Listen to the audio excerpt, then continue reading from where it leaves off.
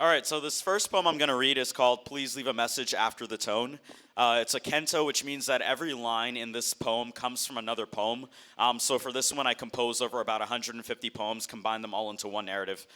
So let's do it. Please leave a message after the tone. Prediction: the boy will still be dead. Dead is the new black, y'all. Time only knows the price we have to pay. How much history is enough history? I heard the singing of the Mississippi when Abe Lincoln put a bullet through his head. Sometimes God has to take back his angels. I think a lot of y'all have just been watching and then they shot him and left him on the front lawn. No one else understands me. Everybody's chewing trigger warnings now, so I was trying to wave to you, but you wouldn't wave back. I was the only thing dark and moving. How fast can I choose differently? I am a person, a body on the ground. All sound is gone, die soon. The holes the bullets opened, some flying towards me and some trying to rip their way out. The white cop's image hovers over me now, perched around my black neck in repose. It took a long time to cover my body. There are politics to death. I spent my life arguing how I mattered until it didn't matter anymore. Men like me and my brothers, we thought fingers in the dirt meant it was our dirt. Officer, I heard that after so much blood, the ground develops a taste for it. Too many of us mute ourselves. We could be free. Rage against the dying of the light. Gather around a boy's body to take a picture, share a prayer. Oh, Dahara, oh, what a shame.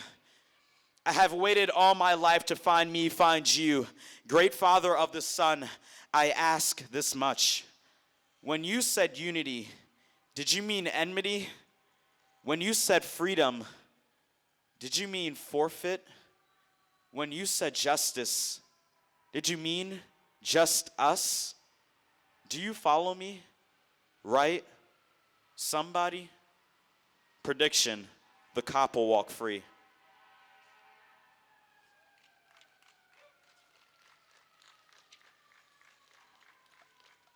The second piece I want to read for you is one of my longer pieces. It's called Do You Need Me Still?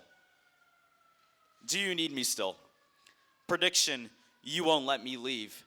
As a boy, I control the block. A shorty too swift to catch, too brown to wear a crown, but I'd always be down for the block. As a black teen, I preferred grades to gangs, books to crooks, holding signs crooked to the left or crooked to the right, fighting for a bigger plot, a block that was taught no better way than to sag their jeans and be down or around for whatever. But still, I'm stuck here. These blocks, they are stuck here. These men, they are stuck too, moving white and green, moving crack and weed, trapped in the trap, trapped in a trap, locked in a cemented prison block, a prison on this block, no magic key, the cell is forever locked. They cannot leave without the heat, a constant look over the shoulder. It's impossible to live without the heat, a warmth that should come from your constant heartbeat. But you don't have one. Why am I here? Why do you insist I stay? Why do you need me? What do you want from me? Sometimes I wake from my sleep screaming, let me leave, let me leave, let me leave. But you don't. I don't like it. I don't love it. I want out. I'm tired, I'm tired, I'm tired. I don't like it here. I'm tired of your jokes. I'm tired of your broken promises. I'm tired of your unfinished sentences. Life without parole. You tell my people to go back home, and yet when we try to leave, you shoot us down. What did I do wrong? Be born, believe, dream, meet you? I did not build your oars, your sails, your boats, your ships, your chains, your guns, your drugs, your guns, your drugs, your drugs, your guns. We did not build your prisons. We did not ask to be part of your America, though are we not African American? I tried to love you, but it's taken my mother's and my father's time, my grandma's time, my papa's time, my uncle's time, my auntie's time, my sister's time, my brother's time, my homie's time, my people's time. How much time will it take for your progress? How much longer must I wait until you tell me, until you let me know why you keep me trapped here, trapped in a cycle? Tell me the purpose, give me the purpose, or shoot me down too. End my sentence, end my life. No, it's yours. End my fight for the right to fight. Hashtag it's never ending. We have no purpose here, but prediction, you still won't let me leave. I guess the final one that I want to end on is a sad one. It's towards the end of the collection, kind of wraps it all up. It's called I Don't Want Sorrow. Mama, when I die, I don't want people to march. I don't want the fires and explosions and those breaking news headlines. Because if I die that way, chances are it was at the shriveled, white-chalked, callous hands of injustice. Because if I die that way, chances are I wasn't prepared. Because if I die that way, chances are you were sitting by the window waiting for me to return home. Because if I die that way, chances are I was in the right.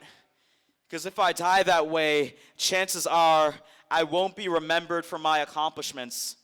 Oh, Mama, if I die that way, your last photo of me will be the mugshot on the back page of Sunday's paper. Hopefully, you'll recognize me, but the strangers, they won't. They'll all say, wrong place, wrong time. Thank you. So once again, all these poems are coming from one of my new collections. It's called Profiled. I just got it published, and you should come check it out. Thanks. I have one Harlem poem, all right? I got one Harlem poem. I'm from New York City, so I get to write about Harlem too. All right. It's called Hot Barbecue by the Apollo. That jackal laughter. 200 years I stood stacking bodies down by the gutter, listening to screams rising from the broth of barbecued brown flesh. I was on the corner of 125th and Dr. Martin Luther King Jr. Boulevard when they sent up the overcooked remains of Arthur Young and Charles Wright. That charcoal flesh hung off the bones at the joints. Them white folks didn't take note of the bodies. They just hung up more of them "No coloreds allowed" signs. I was there again, standing watch on the corner when the fingerless body of Claude Neal floated up. I remember the burn marks on his chest where the hot iron torched him. Slow roast. This time, the white folks were busy hanging up signs that said, "Colored entertainers needed." I was puffing on my pipe when they sent up the body of Michael Brown. That boy had bullet holes filled with gun smoke where they prodded his body to check the temperature. But this roast was different. For some reason, when this one came up, everybody wanted a seat at the table. They gathered round the boy's body to take a picture, share their prayer. Oh, what a horror. Oh, what a shame. But to be honest with you, I just stood there and stared.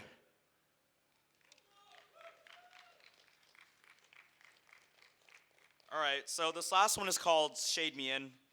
And it's kind of about like my own identity, what I physically look like, and kind of supposed to be an encouraging poem for like other African-American teenagers.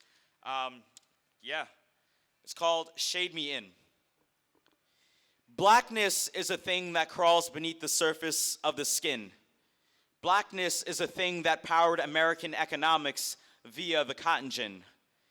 Blackness at a young age festers like a sore, but blackness at an old age is something to believe in, something to embrace. My cursed black qualities make me a proud monkey. I am as skinny as a poor man's wallet, as skinny as a fishing rod without fish or bait, as skinny as a split toothpick covered in blood, as skinny as a rail that can no longer guide you, as skinny as the stem on what used to be a healthy red rose. I have nappy hair curly on top, cut short on the sides and back, a single line etched on the left side. Style. I have brown eyes, like warm cocoa on a cold day, like oven-baked chestnuts in the fall, like melted Hershey Kisses when you forget them in your pocket, like coffee and cream meant to keep those eyes wide open, no opportunity for a deep sleep and American dream. I have red lips, thick, sometimes dry, but mostly wet, good enough for making love. I have black arms, bony and slightly hairy, but with skin light enough to see the green veins running through it. Black hands, long double-jointed soft fingers with nice pink fingernails, good enough to caress you. A black upper body, ribs clearly visible, 6 abs all in eye's view, and an Audi, good enough for no shirt on the beach. Black legs, bony and slightly hairy, but with well-defined calves, good enough to outrun most. Black feet, size 10 and no sweat odors, but shaped flat, good enough to get through a full day of walking. For some reason, all this blackness that runs in me instills fear in others. So if you're scared, I guess that gives me inconceivable power. If the blackness that crawls beneath the surface of my skin is so evil, then what am I? All right, so this last one is a Villanelle, which basically means that like the lines repeat themselves, but it was done especially for like this form because I thought it fit the content of the poem. So hopefully you get the rhythm and you get like the vibe that's supposed to go with it. It's called Dribble to My Black Beat. The basketball court is the only place where I truly belong. No skin color restrictions hold me back when I'm there. I dance to the ball beat, my quick feet move to the song. The Jordan 23s I wear raise me into the air. No skin color restrictions hold me back when I'm there. When I play in the warm weather sometime in mid-July, the Jordan 23s I wear launch me 30 feet into the air. I go above everyone else. I fly sky high. When I play in the warm weather sometime in mid-July, the best defenses can't touch me because I go above everyone else. I fly sky high. When I'm on the basketball court, I don't slow down or pause. The best defenses can't touch me because I have ice in my veins. The clutch shots always go through. When I'm on the basketball court, I don't slow down or pause. I'm black, so I naturally know what to do. I have ice in my veins. The clutch shots always go through. Jordan created a legacy for all black people to fulfill. You see, I'm black, baby, so I naturally know what to do. I'll just cross you up, then drive to the hoop for the overkill. I'm black, baby, you know the drill. I dance to the ball beat, my quick feet move to the song. Dribbling a basketball is supposed to be my best skill. I guess that's why they say the basketball court is the only place where I really belong. Another one, James? You know what? I do have more. James. All right, this is the absolute last one. You gotta find this one. Absolute last. This one is called Ode to Myself. It's addressed to myself, but it's about my experiences in like an everyday. I guess I wrote it about like one situation one day where I felt like a little out of place as I was walking home, kind of late. So yeah, it's called Ode to Myself. What am I if I feel the need to recede to a sanctuary within my very own caramel-colored skin, allowing the familiar stranger sharing the elevator to exhale, unclutch her purse, and set her bundle of apprehension perceived and imagined aside for the ride? What am I if I instinctively hide my brown eyes behind the screens of iPhones and iPads, avoiding eye contact when isolated with nervous strangers, lest I inflate the balloon of anxiety to panic proportions? What am I if creating that space of comfort for all nervous strangers in my life becomes my obsession? What am I if I switch lanes by night, crossing to the other side of streets with dim lights, lest I collide head-on with trepidation personified in the eyes of perfect strangers, and I ditch the hoodie for a crewneck sweater by Arakami and Fritsch, lest some slug with a 9mm gun profiles me as a thug, and defy order, rhyme, and reason to exercise his license to kill in the still of a rainy night in Florida with no credible witness in sight? Am I wrong for wasting so much time on my definition of self? Because while coffee is brewing in Starbucks and dinner is served at Europan, a child cries in hunger and yet another dies in Chicago. Because while wedding bells are ringing and lovebirds are singing, a child is born in London and yet another dies in Chicago. Because while I contemplate self-image, the hands of justice bleed into a stormy sea of rage where black boys drown, killer acquitted, sidewalk the murder weapon, Trayvon convicted. The world no longer stops to see the Negro hung from a tree by a blind jury. The color of justice bleeds white like cotton and lies and chalk around black boys. Oh self, please tell me I'm wrong, because if this is correct. All right, so I guess I'm performing once more. I've actually never performed this poem, and I guess it's one of the newer ones in the collection as well. It's called All That Blue Just Dilutes All That Red. People say that you won't find anything more beautiful than the surface of the ocean. Everybody loves the way it ripples when you touch it, the way it reflects the sun's evening beams to paint a pretty purple haze that your eyes catch when you run across the shoreline, sea breeze caressing your skin, hugging you warmly. Everybody loves the way it hums when its waves gently lull on the sandy shore, slowly breaking then receding, wetting your toes with grace. But what you don't hear are the cries of the bloody, now skinless creatures who fall victim to sharp white teeth. But what you don't see are the eyes as they separate from the body and become a part of the lost treasures of the sea. No, the ocean hides all that salty shit. Everybody loves the way the water catches a picture of your face and shares you with the world, washing away all your imperfections.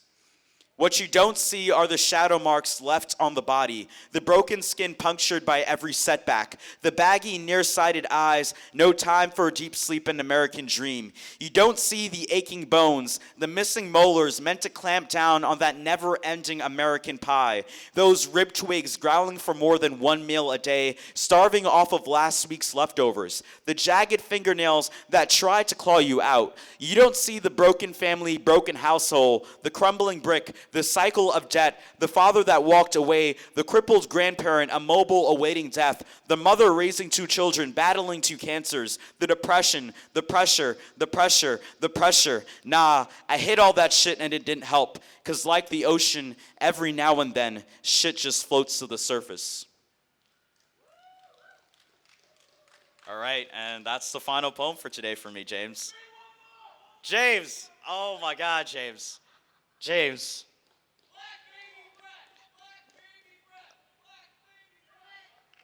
All right, since you know all of them by heart. Black baby breath? All right, sure, I got that one right here. All right, final poem. I feel like I've said that so many times. It's called Black Baby Breath. Somewhere a shaking crib. In it, a baby black as ash burps up white formula and green peas, releasing a new stench into the air. Mommy gets up to mix a new batch, joints aching on both hands, breast bite marked, heart pounding, eager to share love. At least try, at least compensate for a missing father. The stove won't light.